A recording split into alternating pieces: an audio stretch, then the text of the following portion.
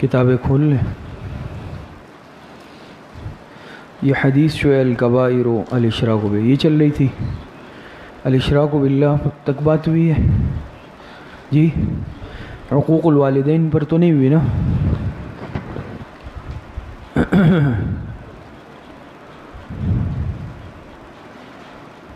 عثمان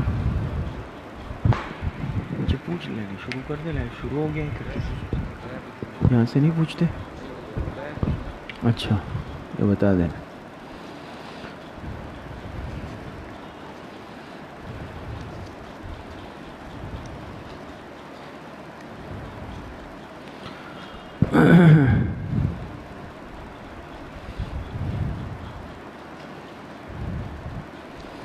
حدیث شروع کرتے ہیں جب تک. بسم اللہ الرحمن الرحیم. قال رسول اللہ صلی اللہ علیہ وسلم الکبائر الاشراک باللہ وحقوق الوالدین وقتل النفس والیمین الغموس. ترجمہ سنیں. جناب رسول اللہ صلی اللہ علیہ وسلم کا ارشاد مبارک ہے کہ بڑے گناہ کون کون سے ہیں؟ الاشراک باللہ، سب سے پہلے اللہ پاک کے ساتھ کسی کو شریک ٹھہرانا یعنی شرک کا مرتکب ہونا. وحقوق الوالدین، اور والدین کی نافرمانی کرنا. نمبر 3 وقتل النفس، کسی انسان کو قتل کرنا، جاندار کو قتل کرنا. نمبر 4 والیمین الغموس، اور جھوٹی قسم کھانا. یہ بہت بڑے گناہ ہیں، کبائر ہے. تو سب سے پہلا جو ہے وہ شرک کا گناہ ہے. اس سے متعلق بات گزشتہ سبق میں آپ حضرات کے سامنے آئی تھی. دوسرا آپ علیہ السلام نے فرمایا وہ حقوق الوالدین، والدین کی نافرمانی کرنا. والدین کی نافرمانی کو گناہ کبیرہ قرار دیا ہے کہ یہ کبائر میں سے بہت بڑا گناہ ہے. اور قرآن کریم میں بھی والدین کے حقوق اور ان کے ساتھ حسن سلوک کی تاکید کی گئی ہے. احادیث مبارکہ میں بھی حضور والدین کے ساتھ حسن سلوک کی تاکید کی گئی ہے. چنانچہ قرآن کریم میں اللہ پاک ارشاد فرماتے ہیں وَبِالْوَالِدَيْنِ إِحْسَانًا، ہے نا قرآن میں. وَوَصَّيْنَا الْإِنسَانَ بِوَالِدَيْهِ، ایک جگہ احسانہ ہے، ایک جگہ حسنہ ہے. اور اسی طریقے سے قرآن کریم میں اللہ پاک ارشاد فرماتے ہیں اما یبلغ قرآن کریم کی آیت ہے نا، کیا ہے؟ اما یبلغ الکبر احدہما کلاہما ہے فلا تقل لہما اف ولا تنہرہما، کہ ان دونوں میں سے ایک یا دونوں جب بڑھاپے کو پہنچ جائے اگر تو فلا تقل لہما اف، ان میں سے کسی کو بھی اف مت کہو. اف، یہ اف کا لفظ آیا ہے. اف کا علماء نے معنی یہ کیا ہے کہ ہر وہ عمل، ہر وہ بات جو ان کی طبیعت کو ناگوار گزرے وہ اف میں داخل ہے. بات سمجھ میں آ رہی ہے؟ اتنا جامع کلمہ اللہ پاک نے قرآن کریم میں ذکر کیا ہے کہ فلا تقل لہما اف، یعنی جیسے اردو میں بھی ہم کہتے ہیں نا کہ اف تک مت کہو. اردو میں بھی ہم کہتے ہیں نا کہ انہیں اف تک مت کہو. یہ اردو میں بھی مستعمل ہے، یہ اور زبانوں میں بھی مستعمل ہے. ایسا عجیب لفظ ہے. اور قرآن کریم میں بھی اللہ پاک لائے ہیں فلا تقل لہما اف، کہ وہ دونوں یا کوئی ایک بڑھاپے کو پہنچ جائے تو فلا تقل لہما اف، اف تک مت کہنا. اور فرمایا وبالوالدین احسانا، والدین کے ساتھ حسن سلوک سے پیش آؤ، اچھا سلوک کرو والدین کے ساتھ. احادیث مبارکہ میں بھی آپ علیہ الصلاۃ والسلام نے ارشاد فرمایا، ایک صحابی نے حضور علیہ الصلاۃ والسلام سے پوچھا کہ اللہ کے رسول سب سے زیادہ حق کس کا ہے مجھ پر؟ آپ نے فرمایا تمہاری ماں کا. پھر پوچھا، آپ نے فرمایا تمہاری ماں کا. تیسری مرتبہ، چوتھی مرتبہ میں آپ علیہ السلام نے فرمایا تمہارے باپ کا، والد کا. 3 مرتبہ والدہ کے حق کو ذکر کیا، چوتھی مرتبہ میں والد کو. اسی لیے علماء نے لکھا ہے پھر والدین میں والدہ کا حق بہت زیادہ ہے. بات سمجھ میں آ رہی ہے؟ اور اسی طرح یہاں بھی فرمایا وہ حقوق الوالدین، کہ یہ اکبر الکبائر ہے، بہت بڑا گناہ ہے والدین کی نافرمانی کرنا. اسی طریقے سے آپ کو معلوم ہے ایک مرتبہ آپ علیہ السلام ممبر کی سیڑھی پر قدم رکھا، آپ نے آمین کہا، دوسری پر رکھا آمین کہا، تیسری پر قدم رکھا آمین کہا۔ صحابہ نے پوچھا اللہ کے رسول آپ نے آمین کہا، دعا مانگنے والا نظر نہیں آ رہا۔ آپ نے فرمایا جبرائیل علیہ السلام آئے تھے، 3 بد دعائیں مانگی میں نے، تینوں پر آمین کہا، اور اس میں سے ایک کیا کہ اگر کوئی شخص اپنے والدین میں سے دونوں کو یا ایک کو بڑھاپے کی حالت میں پائے اور اس کی خدمت کر کے جنت نہ کمائے وہ تباہ ہو جائے۔ میں نے آمین کہا۔ تو آپ بتائیں کہ دعا مانگنے والے، بد دعا مانگنے والے فرشتے جبرائیل علیہ السلام، فرشتوں کے سردار، اور آمین کہنے والے انبیاء کے سردار جناب رسول اللہ صلی اللہ علیہ وسلم ہیں۔ تو بہرحال والدین کا بہت زیادہ حق ہے، اور والدین کی نافرمانی اس کو یعنی اکبر الکبائر میں شمار کیا گیا، اور علماء نے لکھا ہے کہ بعض گناہ وہ ہوتے ہیں کہ جس کی سزا آخرت سے پہلے اللہ پاک دنیا میں بھی دیتے ہیں، نقد، اس کو کہتے ہیں نقد ملنا، بدلہ۔ آخرت کا معاملہ تو اپنی جگہ پر ہے، انسان جو بھی برا عمل کرے، لیکن بعض گناہ وہ ہیں، اور حضرت تھانوی رحمۃ اللہ علیہ نے جزاء الاعمال میں بھی وہ نقل کیے ہیں سارے، کہ دنیا میں بھی ان گناہوں کی وجہ سے پکڑ آتی ہے، اس میں ایک والدین کی نافرمانی ہے، ماں باپ کی نافرمانی ہے۔ یہ وہ گناہ ہے کہ خدا نخواستہ اگر کوئی اس کا مرتکب ہو جاتا ہے تو اس کو دنیا کے اندر بھی اللہ پاک اس کا بدلہ دیتے ہیں۔ تو بہرحال والدین کا بہت بڑا حق ہے، اور اتنا حق ہے کہ انسان ادا نہیں کر سکتا۔ روایت میں آتا ہے کہ ایک شخص حضور علیہ السلام کی خدمت میں حاضر ہوئے اور عرض کیا کہ میں آپ کے ساتھ جہاد پر جانا چاہتا ہوں۔ آپ علیہ السلام نے پوچھا بھئی تمہارے والدین ہیں؟ انہوں نے کہا جی ہاں والدہ ہے۔ آپ نے فرمایا جاؤ ان کی خدمت کرو، تمہیں میرے ساتھ جانے کی اجازت نہیں ہے، تم جا کر ان کی خدمت۔ اب وہ کس قدر جذبے کے ساتھ آئے۔ اسی طرح ایک اور واقعہ آتا ہے، ایک صحابی حضور علیہ السلام کی خدمت میں حاضر ہوئے اور عرض کہ اللہ کے رسول میں آپ کے ساتھ جہاد پر جانا چاہتا ہوں، اور اتنا یعنی اپنے جذبے کے اظہار کے لیے کہا کہ یعنی میں والدین اجازت نہیں دے رہے تھے، مقصد یہ ہے کہ میں جب آ رہا تھا تو وہ رو رہے تھے، میں جب آیا ان کو روتا ہوا چھوڑ کر آیا، لیکن میں آپ کے ساتھ جہاد پہ جانا چاہتا ہوں۔ آپ علیہ السلام نے فرمایا تمہیں میرے ساتھ جانے کی اجازت نہیں ہے، تم جس طرح انہیں روتا چھوڑ آئے ہو ابھی جا کر انہیں ہنساؤ۔ اس سے آپ اندازہ لگائیں کہ جہاد کتنا مقدس عمل ہے، جہاد کتنا بڑا عمل ہے، لیکن آپ علیہ السلام نے انہیں کیا فرمایا؟ متفرق واقعات ہیں، اور بھی اس طرح کے واقعات ہیں کہ آپ نے صحابہ کو اپنے ساتھ جانے سے روک دیا کہ ماں باپ کی خدمت کرو۔ اسی لیے علماء نے ایک بات لکھی ہے، بہت اہم بات ہے، اس کو غور سے سنیں، کہ انسان وقت کے تقاضے کو دیکھ کر پھر عمل کرے، کہ اس وقت کا تقاضا کیا ہے، ضرورت کیا ہے۔ بات سمجھ میں آ رہی ہے؟ مثال کے طور پر اس وقت ضرورت ہے کہ ماں باپ بوڑھے ہیں، وہ بستر پر ہیں، ان کو خدمت کی ضرورت ہے، اور جہاد کا موقع آ گیا، تبلیغ میں جانے کا موقع آ گیا، مجھے جماعت میں جانا ہے، سال میں 4 مہینے میں چلے میں جہاد کے لیے جماعت جا رہی ہے، میں طلب علم کے لیے مدرسے میں داخلے کے لیے دوسرے شہر دوسرے ملک جانا چاہتا ہوں، یہ دین کا کوئی اور تقاضا آ گیا، لیکن یہاں پر اگر والد بیمار ہے، والدہ بیمار ہے، اور اسے میری ضرورت ہے، تو علماء نے لکھا ہے کہ اس وقت ضرورت کیا ہے کہ ماں باپ کی خدمت کرنا۔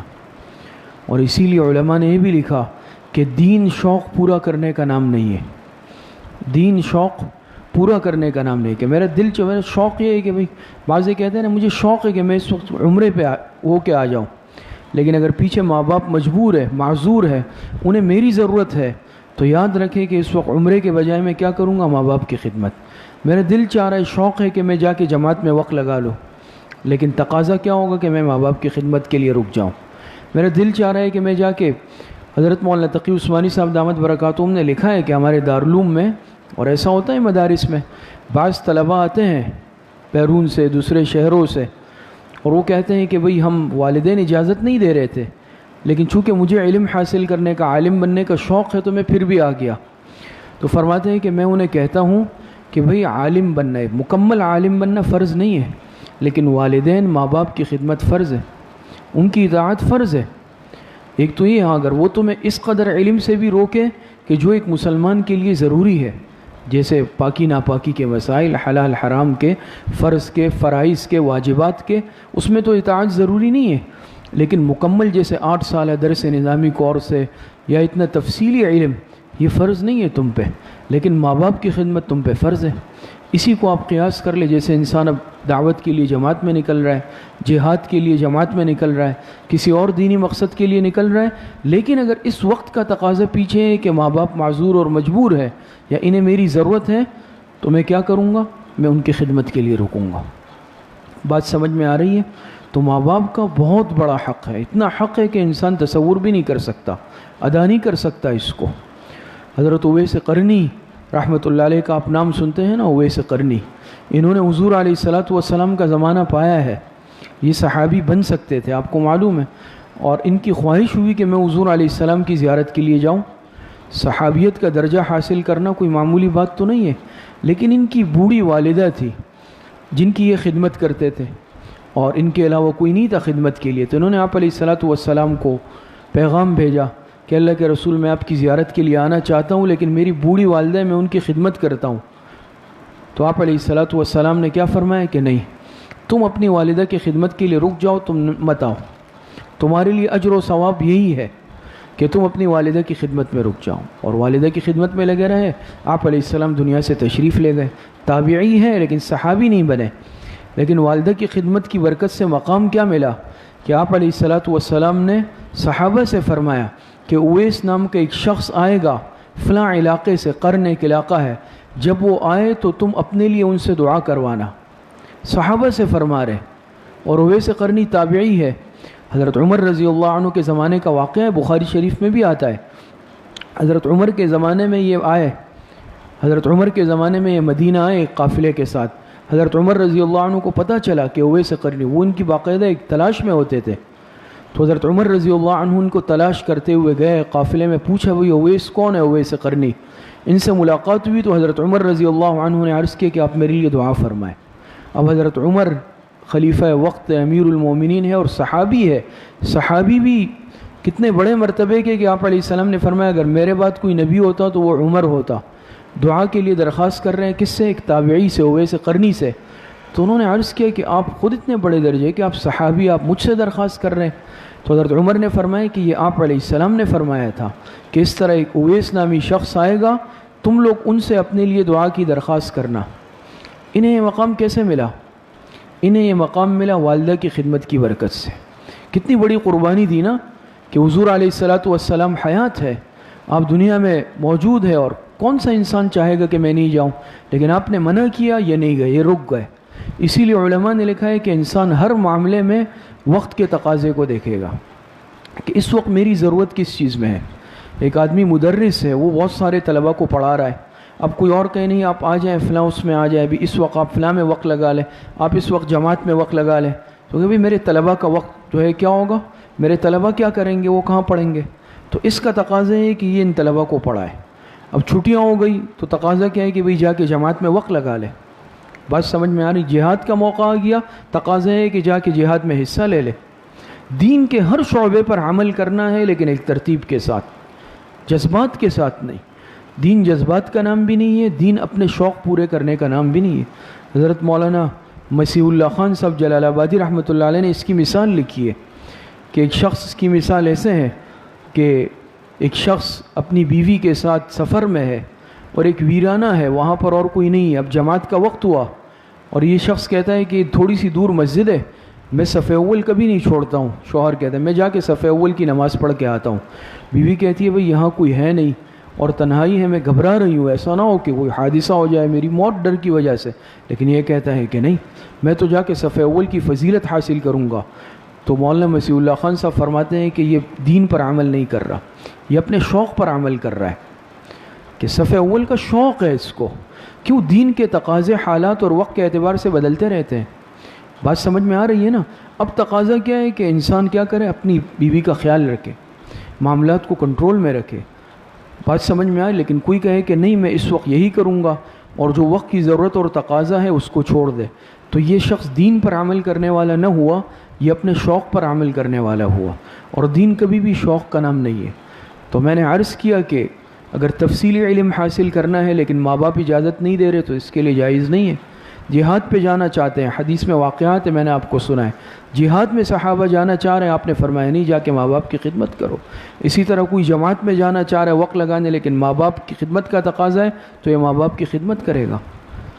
چاہے علم حاصل کرنا ہے، جہاد میں جانا ہے، تبلیغ میں جانا ہے، دین کا کوئی اور شعبہ ہے، دین سیکھنا ہے، سکھانا ہے، لیکن جب تک وقت کا تقاضا کوئی اور ہوگا تو ہم پہلے اس پر عمل کریں گے۔ تو مقصد یہ ہے کہ ماں باپ کی خدمت یہ کوئی معمولی عمل نہیں ہے، یہ بہت بڑا عمل۔ دوسری بات وہ یہ ہے کہ اگر ماں باپ خدا نخواستہ کافر ہی کیوں نہ ہو، مشرک ہی کیوں نہ ہو، تو یاد رکھیں ان کی اطاعت تو نہیں ہے شرک میں، لیکن ان کی خدمت اور ان کا ادب پھر بھی واجب ہے۔